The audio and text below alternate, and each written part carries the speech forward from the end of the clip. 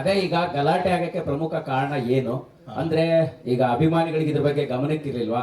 ಪ್ರಜ್ವಲ್ ಅವ್ರಿಗೆ ಇದ್ರ ಬಗ್ಗೆ ಗಮನಕ್ಕಿತ್ತ? ಪ್ರಜ್ವಲ್ ಅವರು ಯಾಕೆ ಕಾರ್ಯಕ್ರಮಕ್ಕೆ ಬರ್ಲಿಲ್ಲ ಅನ್ನುವಂಥದ್ದು ಸರ್. ನಿನ್ನೆ ರಾತ್ರಿವರೆಗೂ ಬರ್ತೀವಿ ಅಂತ ಹೇಳಿದ್ರು. ಅವರ ಅಭಿಮಾನಿಗಳು ಒಂದು 100 ಜನ ಬರ್ತಾರೆ ಅಂತಾನು ಇನ್ಫಾರ್ಮ್ ಮಾಡಿದ್ರು. ಅವ್ರಗಳಿಗೆ ಪಾಸು ಅವ್ರುಗಳು ಬರೋದಕ್ಕೆ ವ್ಯವಸ್ಥೆನೂ ಆಗಿತ್ತು. ಆಮೇಲೆ ಇಲ್ಲಿ ಬಂದಿರೋರು ಅಭಿಮಾನಿಗಳು ಅಂತ ಯಾರ್ಯಾರು ಹೇಳ್ತಾ ಇದ್ದಾರಲ್ಲ, ಅವರೆಲ್ಲರೂ ನನಗೂ ಗೊತ್ತಿರೋ ಹುಡುಗರೆ, ನನ್ನ ಸ್ನೇಹಿತರೆ. ನಮ್ಮ ಅಭಿ ಅಂತ ಇಲ್ಲೊಬ್ಬ ಹುಡುಗ ಮಾತಾಡ್ತಿದ್ನಲ್ಲ, ಅವನು ಪ್ರಜ್ವಲ್ ಅವ್ರ ಅಸಿಸ್ಟೆಂಟು. ಆಮೇಲೆ ಇನ್ನೊಬ್ರು ನಮ್ಮ ದೇವು, ಇವರೆಲ್ಲ ನಮ್ಮ ಆತ್ಮೀಯ ಹುಡುಗರೆ, ಪ್ರಜ್ವಲ್ ಅವ್ರ ಜೊತೆಗೆ ಇರೋರು ಇವರು. ಸೊ ಅವ್ರು ಯಾಕೆ ಸಡನ್ ಆಗಿ ಬರಬಾರ್ದು ಅಂತ ಡಿಸೈಡ್ ಮಾಡಿದ್ರು ಅಂತ ನನ್ ಪ್ರಾಮಾಣಿಕವಾಗಿ ಗೊತ್ತಿಲ್ಲ. ಅವ್ರದ್ದೊಂದು ಸಣ್ಣ ಡಬ್ಬಿಂಗ್ ಇಶ್ಯೂ ಒಂದಿತ್ತು. ಡಬ್ಬು ಅವ್ರ ವಾಯ್ಸ್ ಸೂಟ್ ಆಗತ್ತಾ ಆಗಲ್ವಾ? ಯಾಕಂದ್ರೆ ಮಂಗಳೂರು ತರದ ಭಾಷೆ ಆಗಿರೋದ್ರಿಂದ 100% ಸೂಟ್ ಆಗಬಹುದಾ ಆಗಲ್ವಾ? ಇನ್ನೂ ಸ್ಪೇಸ್ ಇದೆ, ಇನ್ನೂ ಡಬ್ಬಿಂಗ್ ಮಾಡಬೇಕು ನಾವು ಅಂತಾನೆ ಇದೀವಿ. ಇನ್ನು ನಮ್ಮ ಡಬ್ಬಿಂಗ್ ಸ್ಟುಡಿಯೋನ ಬ್ಲಾಕ್ ಮಾಡು ಇಟ್ಟಿದೀವಿ. ಇನ್ನು 24ಕ್ಕೆ ರಿಲೀಸ್ ಇರೋದ್ರಿಂದ ಒಂದ್ಸತಿ ಎಫರ್ಟ್ ಹಾಕ್ಬಹುದು, ಚೆನ್ನಾಗಿ ಬಂದ್ರೆ ಅದನ್ನ ಇಟ್ಕೊಳ್ಳೋಣ ಅಂತ ಅನ್ನೋದು ಒಂದು ಥಾಟ್ ಇದೆ. ಆದ್ರೆ ಸಡನ್ ಆಗಿ ಈ ತರದ್ ಇವರೆಲ್ಲ ಗೊತ್ತಿರೋರೆ. ಆಮೇಲೆ ಇವ್ರು ಯಾರು ಬೇರೆಯವರಲ್ಲ, ಇವ್ರು ಯಾರು ನಮ್ಗೆ ಗೊತ್ತಿಲ್ಲದೆ ಇರೋರಲ್ಲ, ಎಲ್ಲಿಂದನೋ ಉದ್ಭವ ಆಗಿರೋರಲ್ಲ, ಗೊತ್ತಿರೋರೇನೆ ಈ ತರ ಬಂದು ಮಾಡೋದಕ್ಕೆ ಕಾರಣ ಏನು ಅಂತ ನಂಗೆ ನಿಜವಾಗ್ಲೂ ಸರ್. ಈಗ ಸಿನಿಮಾ ನೀವು ಆರಂಭದಲ್ಲಿ ಒಂದ್ ರೀತಿ ಕ್ಲಾರಿಟಿ ಕೊಡೋ ಪ್ರಯತ್ನ ಮಾಡ್ತಾರೆ, ಅಂದ್ರೆ ಸಿನಿಮಾದವರ ವಿಚಾರ ಸೌಂಡ್ ಮಾಡಬಾರ್ದು, ಸಿನಿಮಾ ಸೌಂಡ್ ಮಾಡಬೇಕು ಅನ್ನುವಂಥದ್ದು.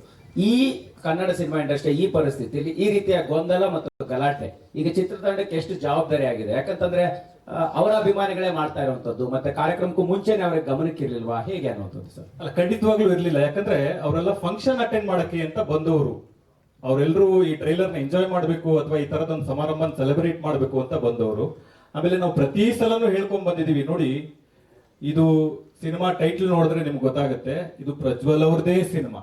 ಡೈನಾಮಿಕ್ ಪ್ರಿನ್ಸ್ ಪ್ರಜ್ವಲ್ ದೇವರಾಜ್ ಅಂತ ಹೆಸರಿದೆ ಬಿಟ್ರೆ 25, 30, 40 ವರ್ಷದಿಂದ ಕೆಲಸ ಮಾಡಿರೋ ಶ್ರೀಧರ್ ಸರ್ ಹೆಸರಿಲ್ಲ, ಮಿತ್ರ ಸರ್ ಹೆಸರಿಲ್ಲ, ರಾಜ್ ಶೆಟ್ಟರ್ ಹೆಸರಿಲ್ಲ. ಯಾಕೆ ಅಂತಂದ್ರೆ ಒಂದು ಪ್ರೊಟ್ಯಾಗನಿಸ್ಟ್, ಒಂದು ಕಥಾನಾಯಕ ಅಂತ ನಾವು ಪಾತ್ರಕ್ಕೆ ಆಯ್ಕೆ ಮಾಡಿ ಮುಂದಕ್ಕೆ ಹೋದ್ಮೇಲೆ ಅದೇ ತರನೇ ಟ್ರಾವೆಲ್ ಮಾಡ್ಬೇಕಾಗತ್ತೆ. ಆದ್ರೆ ಈ ತರದ ಒಂದು ಘಟನೆ ಮಾಡ್ಬೇಕು ಅಂತ ಅನ್ಕೊಂಡೆ ಬಂದಾಗ ಕಾಣಿಸ್ತಿದೆ. ಅದು ಯಾಕೆ ಅಂತ ಅನ್ನೋ ಪ್ರಶ್ನೆ ನನಗೂ ಇದೆ. ನಾನು ಖಂಡಿತವಾಗ್ಲೂ ಇದು ಯಾಕೆ ಆಗಿರ್ಬೋದು ಅಂತ ಕೇಳ್ತೀನಿ.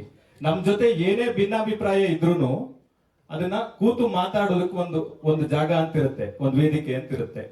ಒಂದು ಸಮಾರಂಭಕ್ಕೆ ಬಂದು ಯಾಕೆ ಹಿಂಗ್ ಮಾಡ್ತಿದ್ದೀರಾ, ಅಭಿಮಾನಿಗಳ ಕಾಳಜಿ ನಮಗೂ ಅರ್ಥ ಆಗುತ್ತೆ. ನಾನು ಫಸ್ಟ್ ಸಿನಿಮಾ ಅಂಬರೀಶ್ ಅವ್ರ ಜೊತೆ ಮಾಡಿರೋದು. ನಾನು ಫಸ್ಟ್ ಸಿನಿಮಾ ಡೈರೆಕ್ಟ್ ಮಾಡಿದ್ದು ಅಂಬರೀಶ್ ಅವರು, ಸುದೀಪ್ ಸರ್ ಪ್ರೊಡ್ಯೂಸ್ ಮಾಡಿದ್ರು. ಸುದೀಪ್ ಸರ್ ಜೊತೆ ನಾನು ಒಂದು 10 ವರ್ಷ ಅಸೋಸಿಯೇಟ್ ಡೈರೆಕ್ಟರ್ ಆಗಿ, ಅಸಿಸ್ಟೆಂಟ್ ಡೈರೆಕ್ಟರ್ ಆಗಿ ಕೆಲಸ ಮಾಡಿದ್ದೀನಿ. ಇಲ್ಲಿರುವ ಪ್ರತಿ ಮೀಡಿಯಾದವರು, ಪ್ರತಿ ಮಾಧ್ಯಮ ಮಿತ್ರರು, ಪ್ರತಿ ಟೆಕ್ನಿಷಿಯನ್ಸ್ ಯಾರಿದ್ದಾರೆ ನನಗೆ 1 to 1 ಪರಿಚಯ ಇದ್ದಾರೆ. ನೀವೆಲ್ಲರೂ ನನ್ನ ಸಹಾಯಕ ನಿರ್ದೇಶಕನಿಂದ ನಿರ್ದೇಶಕನಾಗೋವರೆಗೂ, ಅಂಬಿನಿಂಗ್ ವಯಸ್ಸಾಯ್ತು ಮಾಡೋವರೆಗೂ ನನ್ನ ನೋಡಿದ್ದೀರಾ. ಆದ್ರೆ ಈ ತರದ ಘಟನೆ ನಾನು ಎಲ್ಲೂ ನೋಡಿಲ್ಲ.